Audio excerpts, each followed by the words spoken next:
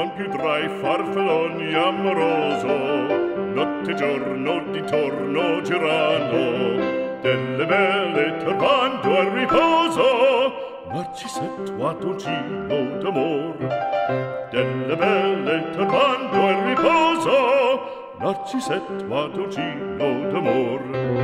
Magali, je vais vous poser quelques questions sur ce film Douleur invisible. Alors moi, ce que j'aimerais savoir, vous avez donc lu le scénario. J'aimerais savoir ce que vous avez ressenti. Est-ce que c'est un scénario qui vous a parlé par rapport à la fibromyalgie? Ah oui, oui, vraiment. De quelle façon? De quelle façon que toutes les douleurs que j'ai, ça correspond bien au scénario que vous avez fait. Il est bien ce scénario. Oui, pour quelle raison? C'est compatible à ma maladie à moi. Oui. J'ai ressenti les mêmes douleurs, les mêmes symptômes. Et je trouve que c'est très bien écrit. Et ça représente quoi comme douleur alors? C'est nostalgique, c'est la douleur, c'est dans le dos, dans tout le corps, dans les jambes, les mains, dans la nuque. Et comment on le ressent comme ça dans un scénario qui est de fiction et qui en plus se veut un petit peu comique? Comment on a pu le ressentir à la lecture, que c'était tout à fait ça? C'est difficile peut-être à exprimer, mais en même temps vous vous êtes senti concerné. Je me suis senti concerné. On aurait dit que vous étiez dans le film ou pas? Comment? Ah oui, je me suis senti dans le film. Ah oui? Oui. Vous aviez l'impression que les personnages c'était un peu vous?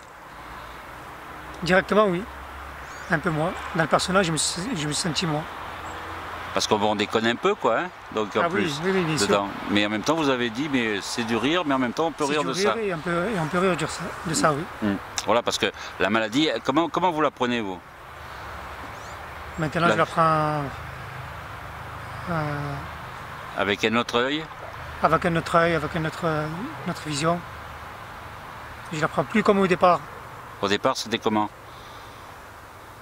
Plus dangereuse, plus mauvaise, plus pénible dans la vie quotidienne. Et là? Et là, je la prends plus avec souplesse. Mais elle est toujours là, la maladie. Oui, voilà. Mais de toute façon, on sait que de toute façon qu'elle ne partira jamais, mais en même temps... Elle ne partira jamais.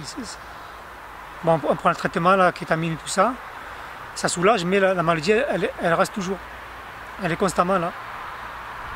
L'expérience que vous avez eue avec une comédienne, la comédienne qui n'est pas fibromyalgique, qui va interpréter le rôle d'une fibromyalgique. Ah oui, elle est super. Alors j'aimerais savoir quel est le contact que vous avez eu avec elle. Elle a un très bon contact, elle est super, elle explique très bien. Oui. Et elle parle très bien. Ah oui, il n'y a rien à dire. Et ça vous a fait du bien? Avec mon mari et tout, elle a posé des questions et tout, il n'y a rien à dire. Au contraire, ça nous a mis un peu des trucs dans la tête qu'on ne savait pas. La venue de Cécile, qui est la comédienne qui va interpréter justement Cécile Perrault, qui va interpréter le rôle d'une fibromyalgique.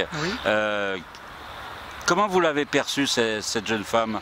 Puisqu'elle n'a pas la fibromyalgie, mais elle va interpréter, donc elle a voulu rencontrer des fibromyalgiques pour ça.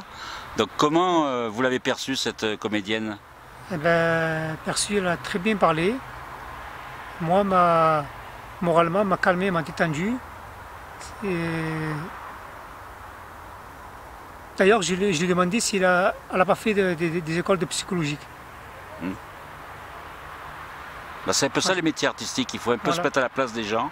Et là, comme elle va interpréter le rôle d'une fibromyalgique, il fallait qu'elle soit imprégnée de ce que tout le monde ressentait. C'est très bien ce qu'elle a fait.